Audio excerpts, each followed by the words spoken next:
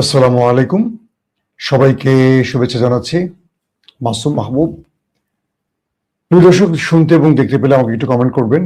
আমার স্টুডিওর কাজ চলছে, যে কারণে টেকনিক্যাল কিছু প্রবলেম থাকতে পারে। দেরিও হয়েছে 10 মিনিট। আজকে বেশ কিছু গুরুত্বপূর্ণ খবর আছে। ইরান আমেরিকার মধ্যে বড়সড় যুদ্ধের লক্ষণ আবার শুরু হয়ে গেছে। ইতিমধ্যে আমেরিকা ওয়ারশিপ এবং হেলিকপ্টার নিয়ে হরমুজে ঢুকে পড়েছে। যে কোনো সময় আক্রমণ শুরু হতে পারে। পাশাপাশি ইরানের পক্ষ থেকে স্পষ্ট বার্তা দেওয়া হয়েছে, তারা সর্বোচ্চ প্রস্তুতি নিয়ে রেখেছে। হরমুজ কেন্দ্র করে পৃথিবী আবারও এক অনিশ্চিত যুদ্ধের দিকে যাচ্ছে, যেটার কোনো গন্তব্য নেই, যেটার কোনো সমাপ্তি নেই।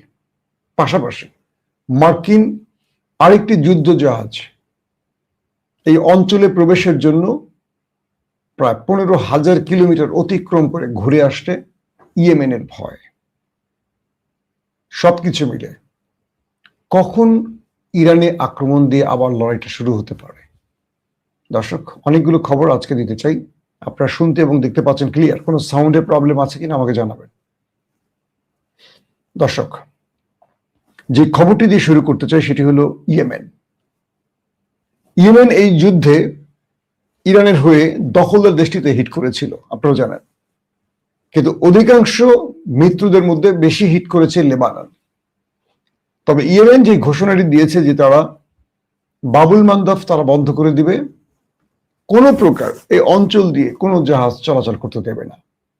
হরমুজ এবং বাবুল মান্দাব বন্ধ হয়ে গেলে গালফ কান্ট্রির প্রায় গলা টিপে ধরা হয়।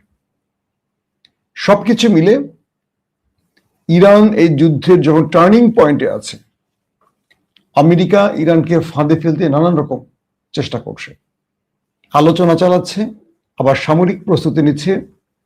50,000 সেনা, 2500 স্পেশাল ফোর্স, 1200-র মতো কমান্ডো, 250 যুদ্ধ বিমান, কয়েক ডজন ওয়ারশিপ, প্যারাটুপার নিয়ে এগিয়ে আসছে আমেরিকা। তো এই পরিস্থিতির মধ্যে মূল যে প্রবলেমটি তৈরি হয়েছে সেটি হলো, ইরান আলোচনা করলেও ইরান আমেরিকার ভেতরের গোপন ইচ্ছাগুলো জানে। তাই ইরানের সর্বোচ্চ ধর্মীয় নেতা আয়াতুল্লাহ আলী খামেনি, তার ছেলে মুজতফা খামেনি, ইরানের প্রত্যেকটা সংস্থাকে আছে সর্বোচ্চ সতর্ক পাশাপাশি নির্দেশনা পাঠিয়েছে। বলা হচ্ছে আমেরিকা ইতিমধ্যে হরমুজ প্রণালীতে তার অ্যাটাকিং হেলিকপ্টার নিয়ে প্রবেশ করে গেছে। নিচে আছে ওয়ারশিপ, সঙ্গে আরো অনেকগুলো যুদ্ধ জাহাজ যুক্ত হয়েছে। যে কোনো সময় আমেরিকা ইরানে আক্রমণ করে যুদ্ধবিরতি ভেঙে দিতে পারে, এটি ধারণা করা হচ্ছে। ইতিমধ্যে ইরান 4টি ট্যাঙ্কার জাহাজে অ্যাটাক করে বসেছে। এর মধ্যে ভারতের একটি ট্যাঙ্কার ছিল। দুটো খবর নিয়ে ইরানের মধ্যে পক্ষ বিপক্ষে লড়াই চলছে। একটি হলো আব্বাস আরাকচি বলেছিলেন, একটি স্টেটমেন্ট দিয়েছেন টুইটার। এটি আবার তাসনিম নিউজের মাধ্যমে জানা গেছে যে ইরানের ভেতরে একটা বড় রকম গোষ্ঠী, যারা আইআরজিসি বা যারা এই লড়াইটা করছেন, তারা অসন্তুষ্ট হয়েছেন সেই বক্তব্যে। অর্থাৎ কালকের যে খবরটি ছিল যে ইরান হরমুজ প্রণালী খুলে দিয়েছে, বেসিক্যালি বিষয়টি এরকম না টোটালি। ইরান বলছে যে তার মিত্রদের জন্য হরমুজ প্রণালী খোলাকার ইরানের, এবং যারা এখান দিয়ে যাবে তারা টোল দিয়ে যাবে, যেটা ইরান বহুদিন ধরে বলে আসছে। আর আমেরিকা এবং ইসরায়েলের যারা মিত্র, তাদের জন্য হরমুজ প্রণালী নিষিদ্ধ। কিন্তু আব্বাস আরাকচির বক্তব্যটি ছিল সবার জন্য, এরকম মনে হয়েছে। যাক, পরবর্তী এটি নিয়ে ট্রাম্প যতটা খুশি হয়েছেন, সে খুশি 24 ঘন্টা টিকেনি। কারণ ইরান অবশেষে হরমুজ প্রণালী আবার বন্ধ করে দিয়েছে। তার প্রধান কারণ, আমেরিকা হরমুজ প্রণালীতে তার ওয়ারশিপ বৃদ্ধি করছে। ইরান বলছে যে আমি হরমুজ প্রণালী খুলে দেওয়ার ঘোষণা দিয়েছি আমার এই শর্তে, কিন্তু তুমি বিশ্বাসঘাতকতা করছো, তুমি এখনো যাও নাই, তোমাকে যেতে হবে এখান থেকে এবং আমার শর্ত মানতে হবে। এর পরপরই 24 ঘন্টা পরে ইরান আবার হরমুজ প্রণালী বন্ধ করে দেওয়ার সঙ্গে সঙ্গে 4টি জাহাজ এখান থেকে মুভমেন্টের চেষ্টা করলে ইরান হিট করে বসে। এর মধ্যে ভারতের তেলের ট্যাঙ্কার পড়েছে। এই পরিস্থিতিতে আমেরিকা যুদ্ধের জন্য ইরানে এগিয়ে আসছে। তার একটি জাহাজ এই অঞ্চলে আছে, সেটি হলো আব্রাহাম লিঙ্কন। অন্য আরেকটি জাহাজ জর্জ কি বলে জর্জ বুশ নামে যে এয়ারক্রাফট ক্যারিয়ারটি আছে, এটি ইরানের ভয়ে পালিয়ে গিয়েছিল। এটি আবার ইরানের মুভমেন্টে আসছে। বলা হচ্ছে হুতির ভয়ে, অর্থাৎ এই মুহূর্তে এই জাহাজটি যে অঞ্চলে আছে, নামিবিয়া বা এরকম একটি জায়গায়, তো এখান থেকে এই জাহাজটি আসার যে পথ সেটি হলো মিশরের সুয়েজ খাল হয়ে, বাবুল মান্দাব হয়ে, লোহিত সাগর হয়ে ভূমধ্যসাগরে এই অঞ্চলে আসা।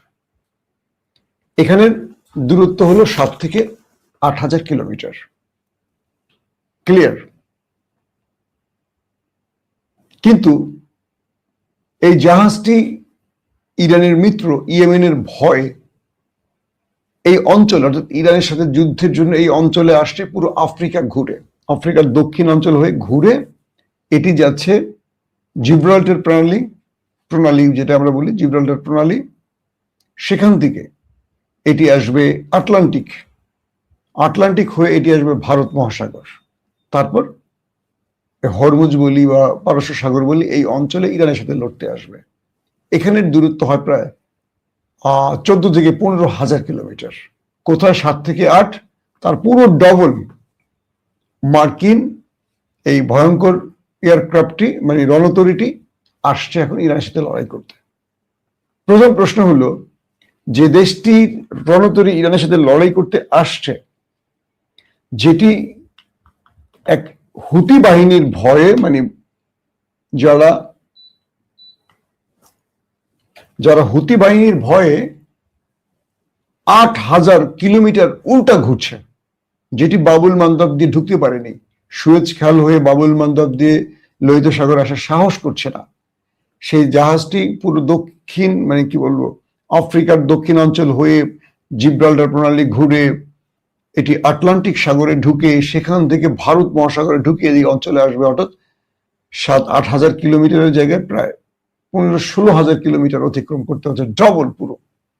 এই জাহাজটির কি করে ইরানের সাথে লড়াই করবে? তো এই পরিস্থিতিতে ইরান আমেরিকার দুর্বিসন্ধি বুঝতে পেরেছে যে এরা আলোচনার নাম করে মূলত আমাদের সাথে যে কোনো সময় বা আমাদের উপর আক্রমণ করে বসতে পারে।